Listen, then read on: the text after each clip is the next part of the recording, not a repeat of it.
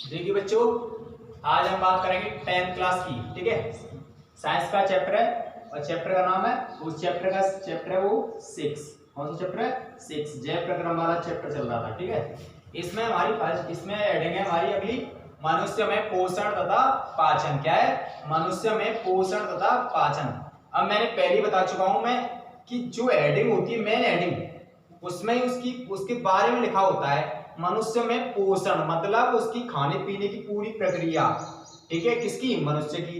और पाचन, पाचन क्या है? उसका खाना पीना खाया तो है उसने, लेकिन उसका पाचन किस प्रकार से हो रहा है, उसमें क्या क्या जैव क्रिया हो रही है, उसके अंदर क्या क्या सिस्टम हो रहा है, इसके बारे में जानेंगे हम।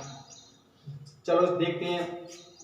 जब हम भोजन मुख द्वारा चबाकर जिह्वा के माध्यम से लार द्वारा मिलाकर करते हैं, जरा चित्र मैंने आपको साथ ही साथ समझाने के लिए बनाया। ठीक है, जब हम क्या करते हैं, भोजन को मुख द्वारा, मतलब मुख द्वारा जिह्वा के माध्यम से मिला करके, ठीक है, दांतों से चबा करके उसको करते हैं, तो क्या क्या होता है?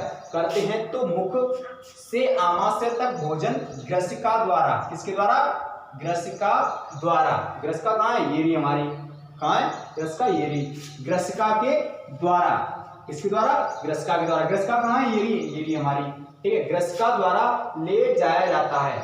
अगर क्वेश्चन आता है ग्रसिका का, मनुष्य में ग्रसिका का काम क्या है? ग्रसिका मतलब ग्रास नली का काम क्या है? ग्रसिका काम ये है कि जो भोजन वहां से मुख द्वारा करते हैं, उसको टुकड़ों में टूट करके वहीं से आता है, तो क्या होता है? उसका ट्रांसफर, भोजन को क्या करता है? वो ट्रांसफर करता है, एक नली के समान है, भोजन को ले जाता है। जैसे पानी, घरों में क्या होता है, पानी पाइपलाइन होती है ना, तो पाइपलाइन जैसे समर से निकल के पानी अंदर दूसरी जगह पर ट्रांसफर होता है, तो पाइप लगे होते हैं, तो एक तरह का ये क्या है? एक तरह का पाइप है ये। अब पाइप किसका है? ये इसमें से क्या होता है? इसमें से ये भोजन को ट्रांसफर किया जाता है। क्या किया जाता है? ट्रांसफर, स्थानांतरित किया जाता है। ठीक है, आगे आमाशय भोजन के आने पर फैल जाता है।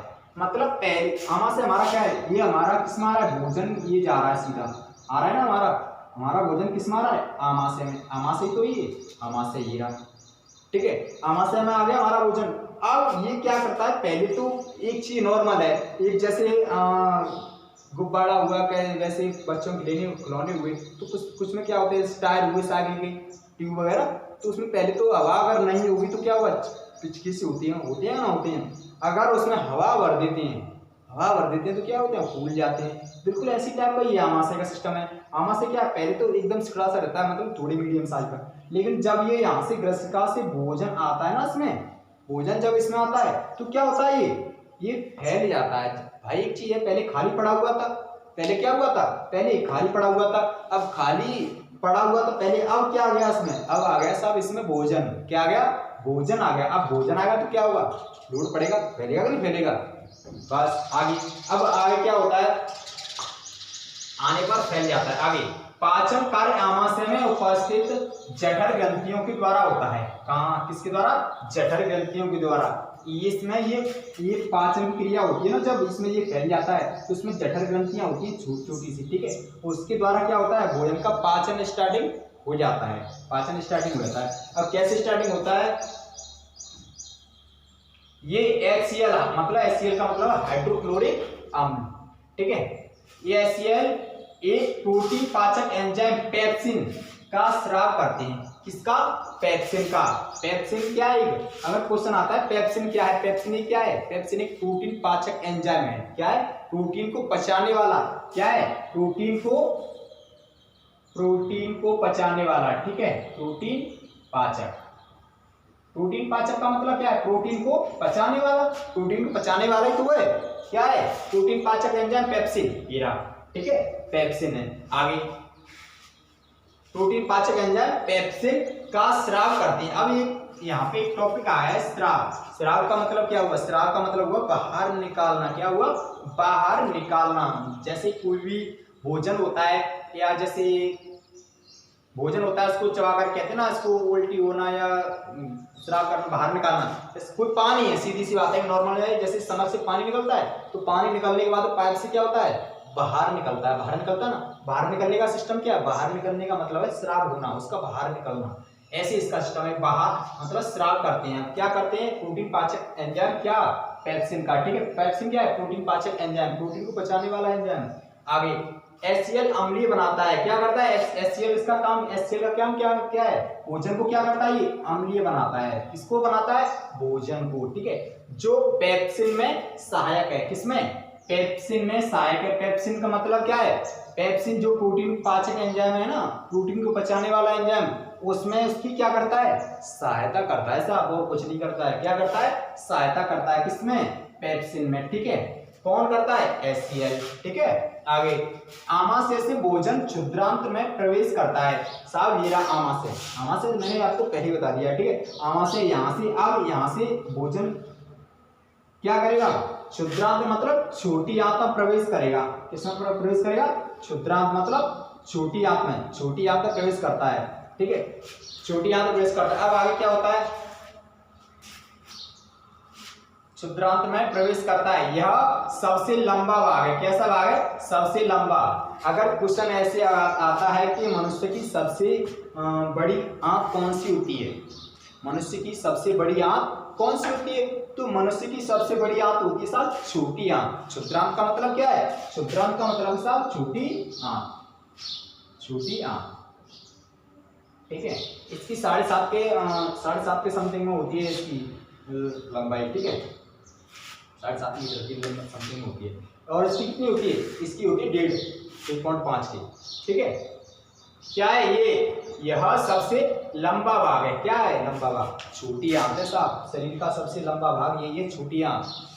आगे यह कार्बोहाइड्रेट, प्रोटीन तथा वसा की पूर्ण पाचन का स्थल है। यहीं पे मेन चीज, अगर क्वेश्चन अगर ऐसे भी आता है कि मनुष्य का सबसे अधिक पाचन कार्बोहाइड्रेट का, चाहे वसा का हो, चाहे प्रोटीन का हो, चाहे कार्बोहाइड्रेट का, मतलब जिनका पाचन की क्रिया होती है वो अधिकतर कहां पर होती है? सबसे अधिक होती है किसमें? छोटी आंत में।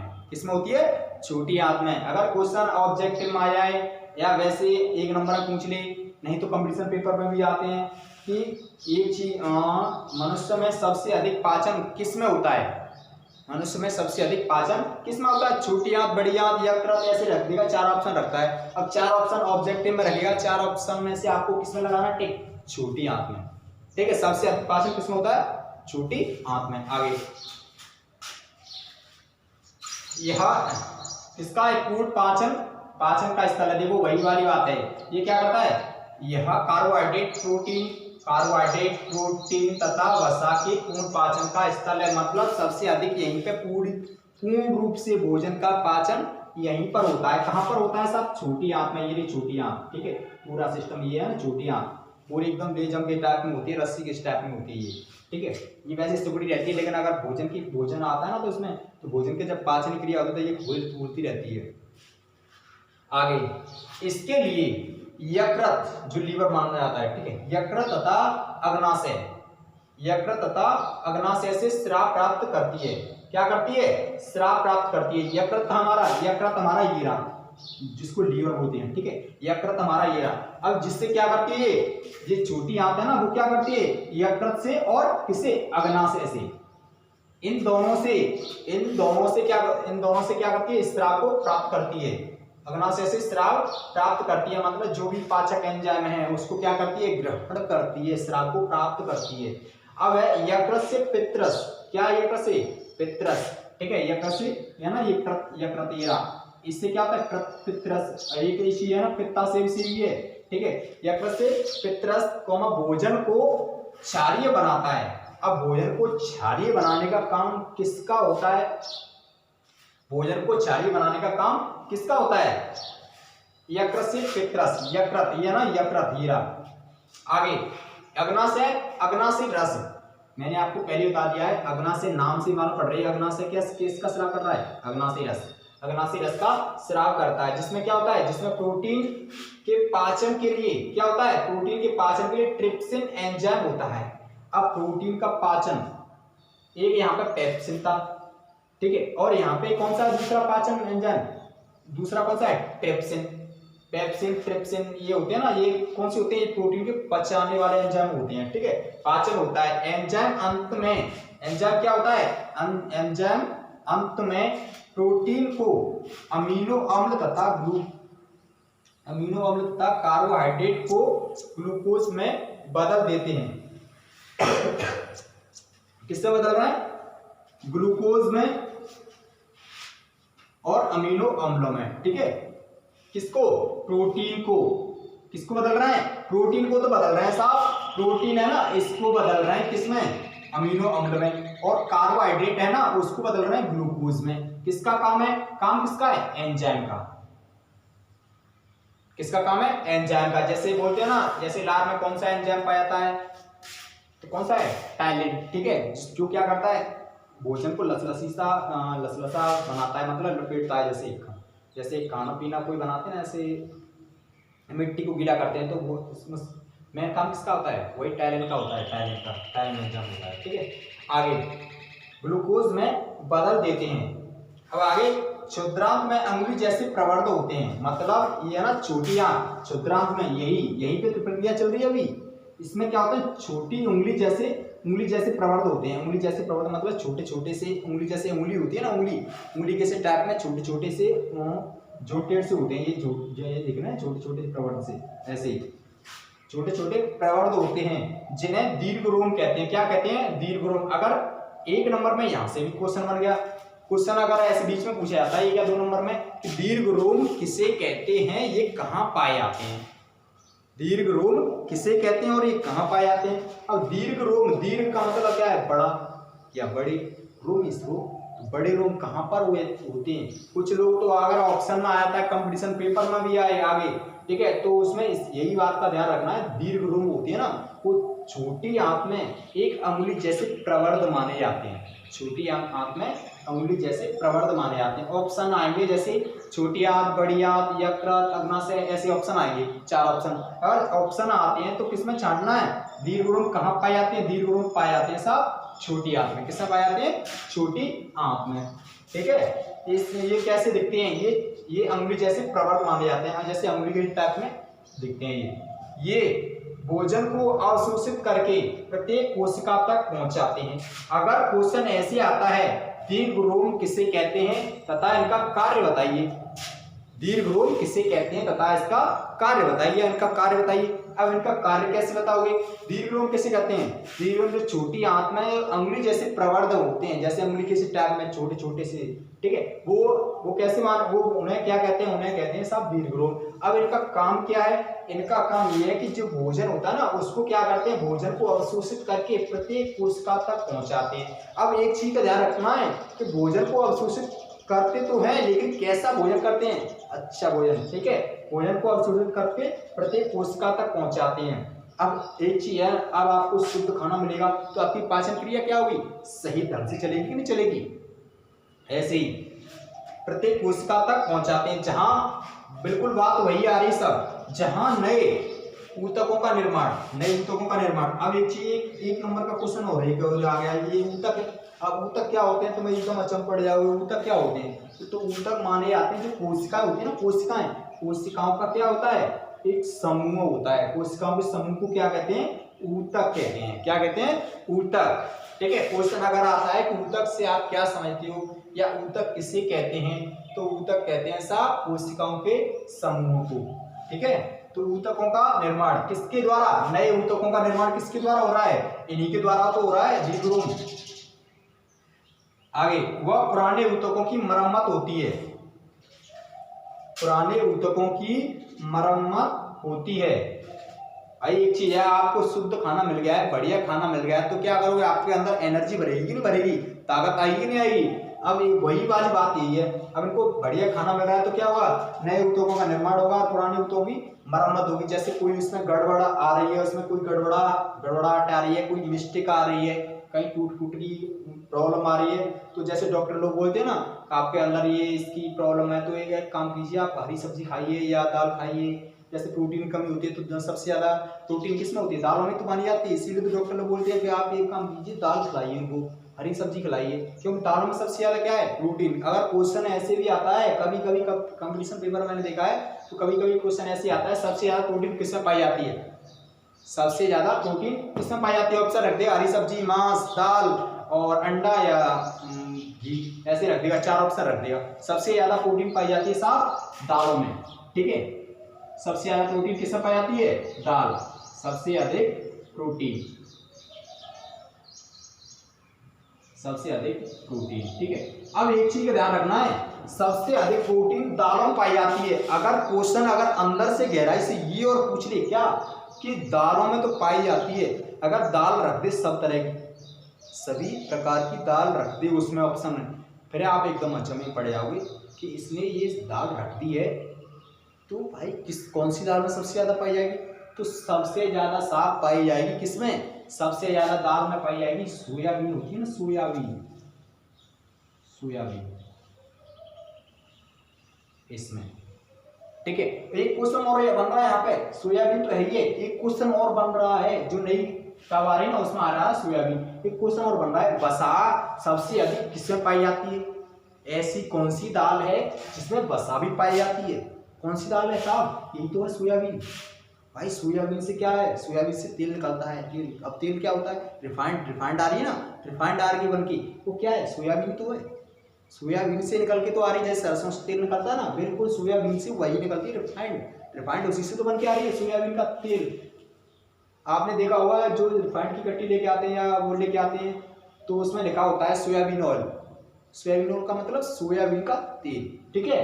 इसीलिए ये हुआ हमारी, ये मैंने दाल को बताया प्रोटीन, सबसे ज्यादा प्रोटीन किसमें पाई जाती है, ठीक है। ये खाली मैंने समझाने के लिए बताया था, सबसे ज्यादा प्रोटीन किसमें पाई जाती है? दालों में, ठीक है। इस चीज का ध्यान रखना है इसका। आगे चलते हैं। हाँ, नए ऊतकों का निर्माण और पुराने ऊतकों की मरम्मत होती है, यहाँ तक हो गया कंप्लीट। आगे, बिना पचा भोजन बृहदान्त्र में भेज दिया जाता है। अब देखिए जो यहाँ पे पाचन क्रिया ये तो चल रही थी, छोटी आदमी चल रही ना क्षुद्रांत में। अब यहाँ से क्या होता है कि जो बिना पचा मतलब पचा हुआ भोजन तो वो तो कोशिका में पहुंच ही गया, उनकी किसके लिए? कोशिका की मरम्मत के लिए और नए ऊतकों के निर्माण के लिए, उसका तो वो तो ट्रांसफर हो गया, ठीक है, शरीर में अंदर। अब जो बिना पचा भोजन होता है या गंदा संदा भोजन होता है वो क्या होता है? बृहदान्त्र मतलब बड़ी आंत, कोलन बोलते हैं जिसको, ठीक है, उसमें भेज दिया जाता है। किसमें? बृहदान्त्र में भेज दिया जाता है। एक यहाँ पे एक, बाकी सब आप समझते ही हैं, लेकिन एक यहाँ पे एक टॉपिक और आ गया, परिशेषिका। परिशेषिका क्या होती है? ये परिशेषिका इसी में ही लगी होती है, बृहदान्त्र है ना, बृहदान्त्र मतलब बड़ी आंत में, बड़ी आंत में ही लगी रहती है। अब क्वेश्चन अभी मैंने एक पेपर में देखा था, कंपटीशन का पेपर ही था, उसमें ही आया था कि जो क्रम रूप, ये मैंने शॉर्ट में लिखा है यहाँ पे, लेकिन इसका नाम पूरा होता है क्रम रूप परिशेषिका, इसका पूरा नाम है, ठीक है। क्रम रूप परिशेषिका कहाँ पाई जाती है? क्रम रूप परिशेषिका कहाँ पाई जाती है? तो क्रम रूप परिशेषिका किसमें पाई जाती है साहब? बड़ी आंत में, ठीक है। किसमें? ये बड़ी आंत तो ही चारों तरफ लगी हुई है, क्या है? बड़ी आंत। तो क्रम रूप परिशेषिका कहाँ है साहब? बड़ी आंत, ठीक है। इस चीज का ध्यान रखना है क्योंकि ये मोस्ट इंपोर्टेंट क्वेश्चन है ये। क्रम रूप परिशेषिका कहाँ पाई जाती है? छोटी आंत, बड़ी आंत या कृत या अग्नाशय, ऐसे रख देगा ऑप्शन, तो आपको छांटना है कौन सा है। क्रम रूप परिशेषिका साफ पाई जाती है बृहदान्त्र में मतलब बड़ी आंत में, ठीक है। इस चीज का ध्यान रखना है। आगे, भोजन बृहदान्त्र में भेज दिया जाता है, ठीक है। यहाँ पे ये हमारा क्या आ गया? भोजन बृहदान्त्र में पहुंच गया मतलब बड़ी आंत में पहुंच गया। अब आगे, दीर्घ रोम इस पाचक पदार्थ में से जल का अवशोषण कर लेते हैं। जो यहाँ पे ये बृहदान्त्र में पहुंच रहा है ना भोजन, तो वो दीर्घ रोम होती है, मतलब जो छोटी आंत के दीर्घ रोम है वो क्या करते हैं, जो उसमें से और जो बचा बुचा है ना, थोड़ा सा जो कुछ भी और अच्छा भोजन है या अच्छा जो जल है उसको क्या करते हैं, भोजन तो जाएगा है, जो उसके साथ में जल जा रहा है ना, जल, पानी, ठीक है, क्योंकि हम लोग पानी भी तो पीते हैं भोजन के साथ में, तो वो भोजन है ना उसके साथ में जो पानी जा रहा है उसको पानी को क्या करते हैं? खींच लेते हैं। कौन खींच लेते हैं? जो दीर्घ रोम होते हैं ना, दीर्घ रोम, वो खींच लेते हैं। किसमें से? जो बड़ी आंत में से। बड़ी आंत में जाने से पहले वो क्या करते हैं? खींच लेते हैं। तो इस प्रकार से ये क्या हुआ? खींच लेते हैं। आगे, जल का अवशोषण कर लेते हैं। अन्य पदार्थ गुदा द्वारा शरीर के बाहर कर दिया जाता है, मतलब जो बाकी के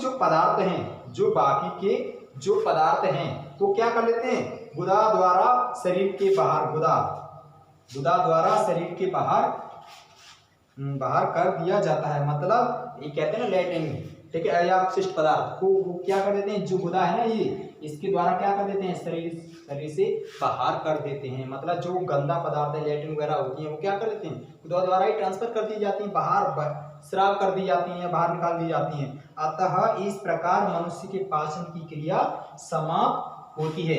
ये मैंने आपको पाचन तंत्र का पूरा डायग्राम इसलिए समझाया क्योंकि इसके साथ साथ आप समझते भी जाएं, ठीक है कि नहीं।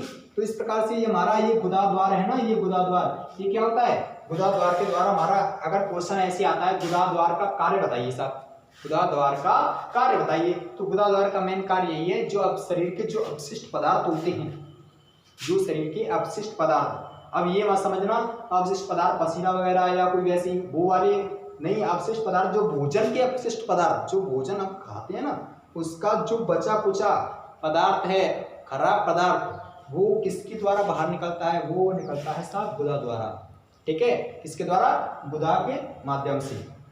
अतः इस प्रकार भोजन के पाचन की क्रिया समाप्त होती है, ठीक है। ये मैंने आपको समझाने के लिए बताया है।